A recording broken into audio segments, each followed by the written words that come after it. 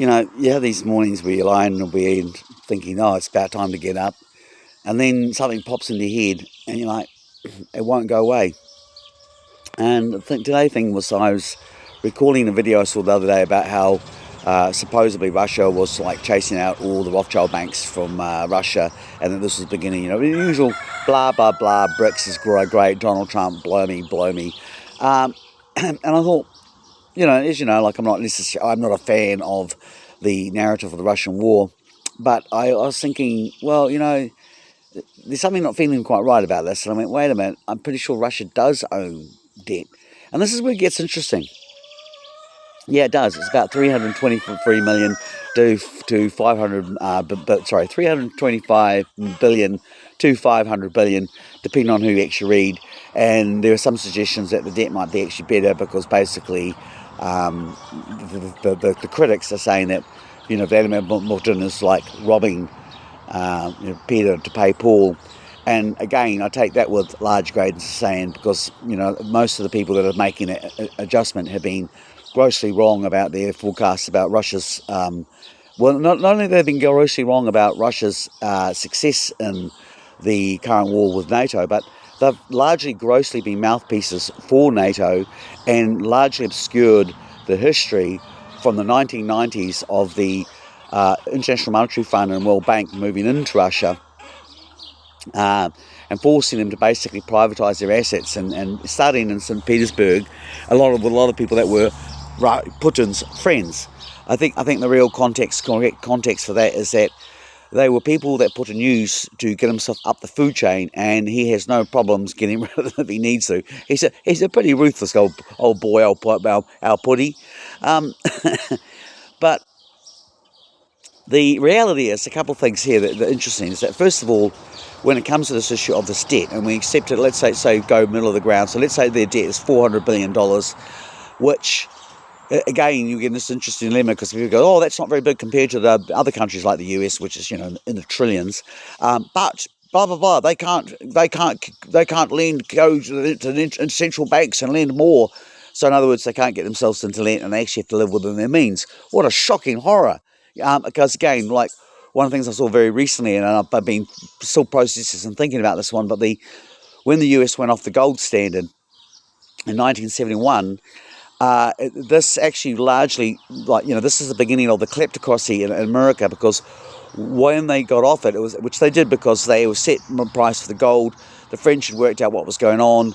They were busily draining like most of America's gold is in French vaults, and so America went, well, this is not working out, and so they went off the gold standards, and then they started this whole process of, we just borrow, and we keep borrowing, and to the point that they're now absolutely in servitude to their own corporate banks and central banks.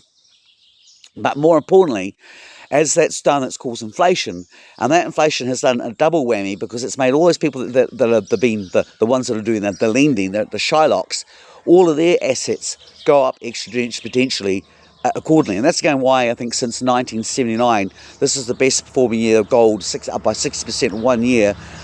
Because the debt is rising in escalation. Gold only goes up in retrospect to the existing world debt.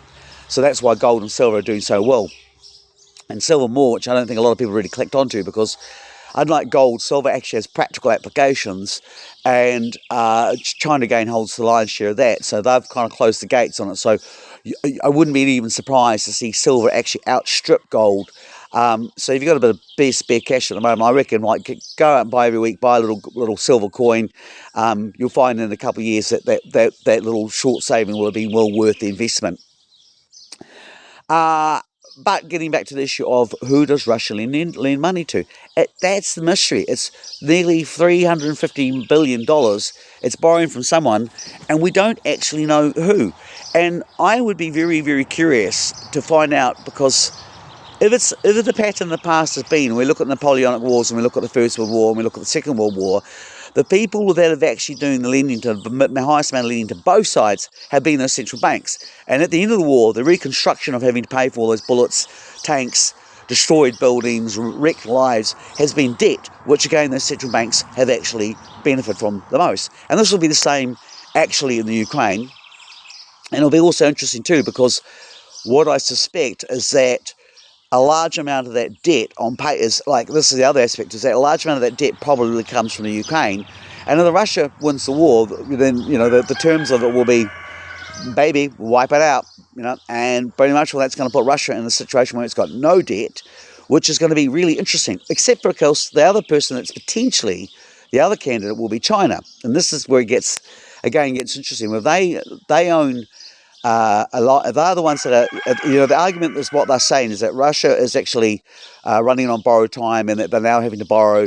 And if it's not Ukraine, because obviously that was their primary lender, then the money is on China, which in that case basically means that China is lending this money to Russia. So effectively they're using Russia to fight their war for them in the West. And so while we all worry about Russia, and I mean the whole NATO expansion into Russia has been a colossal fiasco. It is the biggest strategic cock-up possibly since the 12th century, when the Russian and Western princes were so busily fighting over each other that they didn't pay attention to their Tartarian borders, and they suddenly got ransacked by this big Tartarian army, who then, mysteriously as they came, disappeared, and then came back 12 years later. And the only thing that stopped basically the Tartarians, who you will know better as known as the Mongols, was basically the Black Plague. And ironically, the conditions of that are quite interesting too when you get into things like, you know, astrophysics and so on. But that's another chapter. But it is interesting how this pattern, almost like a, anyway, let's keep on target. So in conclusion, Russia has this very, very small debt that it's a bit of a mystery who it actually owes it to. And I probably will do a part 2 on this because I'll do a bit more digging and dig a bit deeper. But short version is, I think, you know, it's a usual situation that actually, comparatively to the West and NATO and the United States, their debt is absolutely worth next to nothing. But the longer that the US and NATO try to carry out this policy of basically, you know, carrying this war they cannot win in Russia, the worse their debt's going to get, and the winner at the end of the day is going to be China. So draw from that, from what your own conclusions that you may, and buy silver.